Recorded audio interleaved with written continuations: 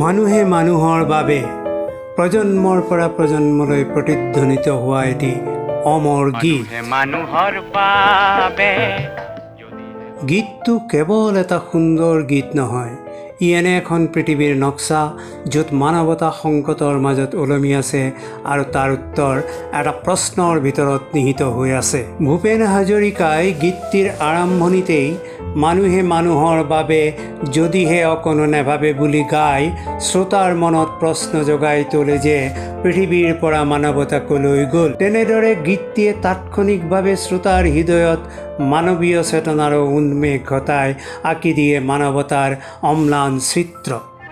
মানুহে মানুহৰ বাবে 1960-61 চনৰ ভাষা আন্দোলনৰ সময়ত ৰচনা কৰা এই গীতটো কেৱল এটা সুৰীয়া সুৰৰ গীত নাছিল, ই আছিল এক বিপ্লৱ। অসমৰ চহৰ নগৰৰ আকাশ বতাহ গীতটিয়ে তেতিয়া কঁপাই তুলিছিল, যি কম্পন আজিও পৃথিৱীজুৰি বিৰাজমান। অসমৰ কিংবদন্তি ভূপেন হাজৰিকাই যেন গীত এটা লিখা নাছিল, আমাৰ ভাঙি যোৱা মনবোৰত নতুন সতেজতা প্ৰতিফলিত কৰিবলৈ আমাক এখন উজ্জ্বল দাপোন দিছিল। গীতৰ কথাত প্ৰতাৰণাৰ সহজ চিত্ৰ এখন বিৰাজমান। সততে মানুহে এনে এখন পৃথিৱীৰ ছবি আঁকে য'ত দয়া মৰম আদি পাহৰি যোৱা সপোনৰ দৰে ম্লান হৈ পৰে।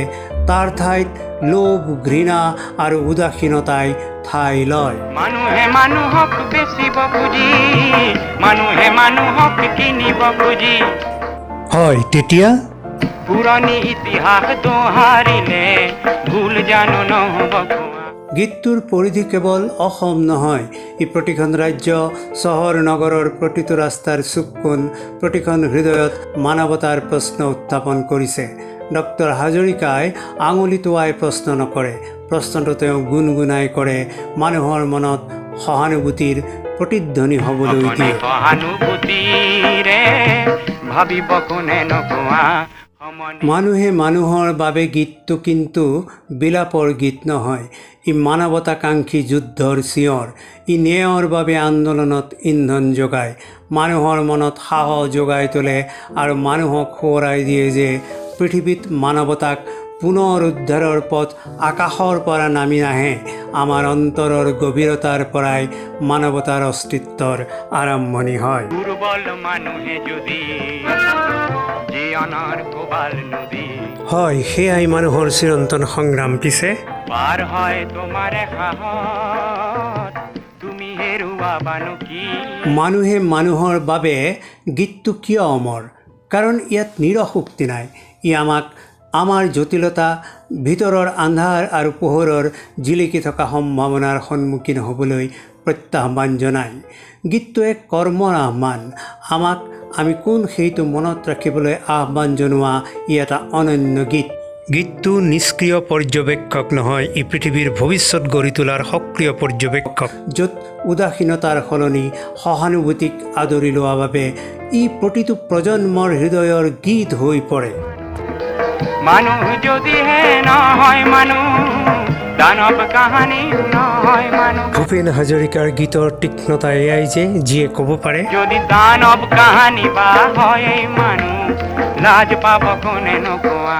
মানুহে মানুহৰ বাবে গীতটো এটা সামান্য গীত নহয়, ই এক আন্দোলন, এটা প্ৰশ্নৰ পৰা জন্ম হোৱা এক বিপ্লৱ।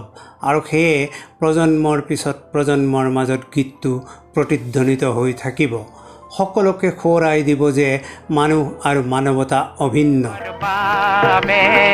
যদিহে অকণো নেভাবে, তদুপৰি গীতটোৱে মানুহে মানুহৰ বাবে যদিহে অকণো নাভাবে এই প্ৰশ্নৰ উত্তৰ হেৰুওৱা মানুহক মাত্ৰ তাৰ উত্তৰ বিচাৰি উলিয়াবলৈ নহয়, মানৱতাক পুনৰ আৱিষ্কাৰ কৰিবলৈ শক্তি আৰু প্ৰেৰণা দি থাকিব চিৰদিন চিৰকাল।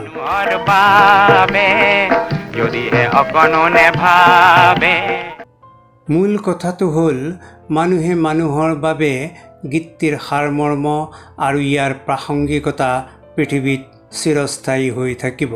সেয়ে প্ৰজন্মৰ পৰা প্ৰজন্মলৈ প্ৰতিধ্বনিত হোৱা ই এটি অমৰ গীত। যদি দানৱ কাহানী বা হয় মানুহ, লাজ পাব কোনে নকোৱা।